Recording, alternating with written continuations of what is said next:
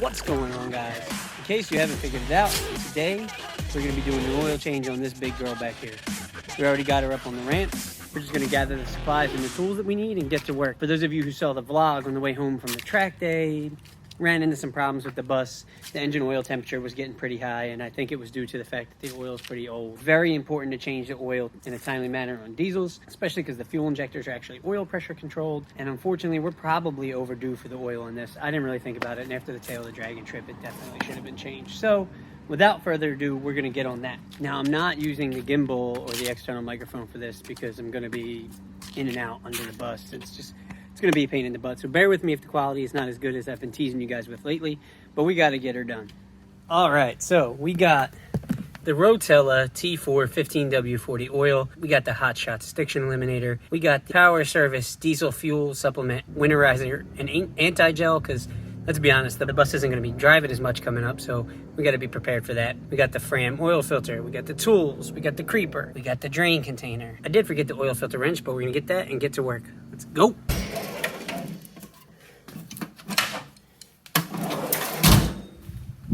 All right, so honestly, this oil change is basically just like changing the oil in any vehicle, like the clapped out Cadillac or the Honda over there. We're just gonna start out with a 19 mil on a ratchet, our oil filter wrench. I'm gonna get the old oil out, old filter off. The only difference is this takes a hell of a lot bigger filter and a hell of a lot more oil than most of the other vehicles we have. Other than that, pretty straightforward. Probably get you on a little time lapse or sped up video here and see what we did.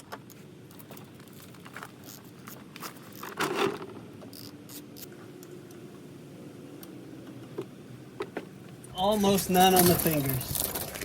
So now we're going to take the filter off while the oil finishes draining. I just use adjustable filter pliers like these.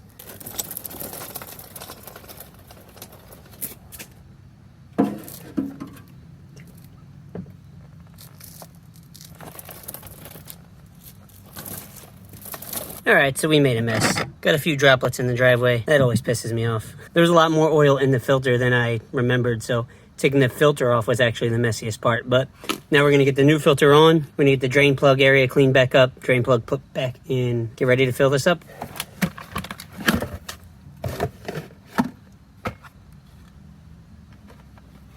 So what we're doing is we're lubing the seal, the O-ring on the filter, and then we're actually going to fill the filter up on this vehicle. We're going to fill the filter almost all the way up. We're actually going to let the oil work its way into the filter a little bit, check it, and fill it again. As we pour the oil in, it's actually working its way into the filter. It was filled when I first poured it. Now you can see I have room. So we're going to fill it back up again. And then we're going to let that one work its way down. I'm going to sit that right over here for a minute. Get cleaned up underneath, put the plug back in.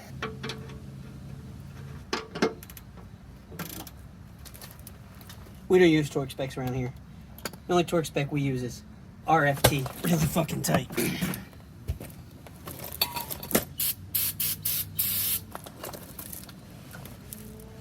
Alright, so you can see what's going on under here. We got the drain plug back in and that area cleaned back up. There's a little bit of caked on oil. A lot of bit of caked on oil from previous owner, but we got the bottom of the pan cleaned back up. The drain plug area cleaned back up. We got the filter housing all cleaned up, and we're about to put the new filter on. Let's go. The new filter is lubed, filled with oil, and ready to go on. Climb under there and put that bad boy back on. I'm gonna give it a little bit of a turn with the pliers. Not much, because I don't want to dent this new filter. Alright, so we got the new filter on, drain plug back in, cleaned up underneath, got all the tools out of the way. Look at that deliciousness. So now it's time to get this big girl filled back up with just shy of 16 quarts of oil. This is what it looks like under the hood. Nothing pretty. Alright, let's get her filled. So one thing I forgot to mention, obviously before we started, we had the hood up and we took the oil filler cap off. You always want to do that, it helps it drain a little bit. So besides just doing an oil change, we're going to be using Hot Shot Secret Stiction Eliminator. We haven't run this yet in the bus, and the initial treatment calls 4 ounces per 1 quart. We have almost 16 quarts going in here. Another quick way to do the math is it says it treats up to 32 quarts of oil, or we're doing 16 roughly. So we're gonna use almost half of this jug during this oil change since it's the initial treatment. Let's get the filling. If you're into fitness, this looks like greens. All right, so we got about a quarter of the jug in now. I'm gonna go ahead and add oil. And just a habit of mine, after I pour a little bit of oil in, I always like to look underneath and make sure nothing's leaking. All right, so we got about 3 more jugs of that we have to put in there. All right, we'll do 1 more, and then we'll add the rest of the hot shots.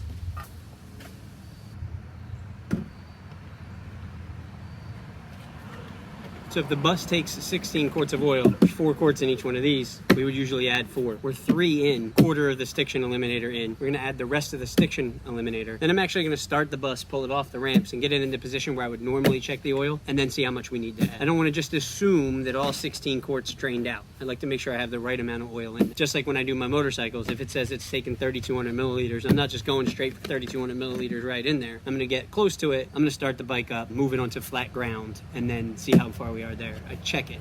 I don't just go by the manufacturer spec. So right now, between the Hot Shot Stiction Eliminator and the Rotella oil, we're probably about 14, 15 quarts in. I'm going to put the cap back on, start the bus, take it off the ramps, and then check the oil and see where we're at. All right, so I am fully aware that I make this more complicated than it needs to be. So what I did is I put the engine oil filler cap back on. I started the bus up. I moved it back off of the ramps. Now I'm going to check the oil, see where we're at, and add accordingly. It may still be a little bit too low because I haven't really run the bus and let it cycle through. And that's okay, because I'm going to go ahead and start the bus again, let it warm up to temperature, let it cool off a little bit more, and check the oil again. We're definitely low. We're well within the add line. So we're going to go ahead and put about half more of that gallon in. All right, so we're sitting at almost 3/4 of that gallon in. Let's check the oil one more time. Now we are very close to in the perfect spot, actually. But we're gonna let the bus run and see how it is then. All right, guys, that about does it for the oil change. We got her all filled up. The oil level is good. Still gotta clean up. I gotta dump my old oil into those jugs. I gotta get the tools back into the garage. We're pretty much done. I know this was a super short video, more of a how-to video, I guess, on how to change the oil on this. Not really meant to be a vlog. To be honest with you, look, I know this video wasn't all that entertaining, but I just gotta build my library up. I gotta try to get some view hours in, and I need practice in front of the camera. So bear with me as we got some how-tos coming up for some other things too. The next little bit of how-to that I got going on is we have this master fuel injection pressure test kit, and we're gonna be using that on the RR to try to test the fuel pressure. See if maybe there is a fuel delivery problem coming from the pump still. See what the pressure is at the fuel rails. With that kit and the port that's provided by Honda on the fuel rails, I'll be able to test at the primary and secondary injectors and see the pressure going in. So hopefully narrow this down and get this problem fixed over the winter so that next track day season, we are ready to go. As always, guys, thank you so much for sticking with me. Thank you so much for checking out this video. If you got anything from this video at all, or if you want to support the channel, please make sure to hit that like button. You have no idea how much that means to me. Also, leave a comment down below. Let me know what you want to see next. Let me know what you thought of this video. If you liked it, tell me. If you hated it, tell me what to do better. It helps immensely, guys. If you haven't already and you want to see more of this stuff, hit that subscribe button, turn the notification bell on, and let's have some fun. Guys, I am really excited. In just a few short weeks, November 19th, I have a major announcement for the channel. I am hoping by then I can somehow magically get to 1,000 viewers and I'll be able to post it in the community section because it's going to take a little while for the video to come out. But if you want sneak peeks of what's coming up on November 19th before the vlog hits, be sure to follow me on Instagram, TikTok, and Twitter, Mr. Thomas Jonesy. Thank you very much, guys. I will see you at the next video.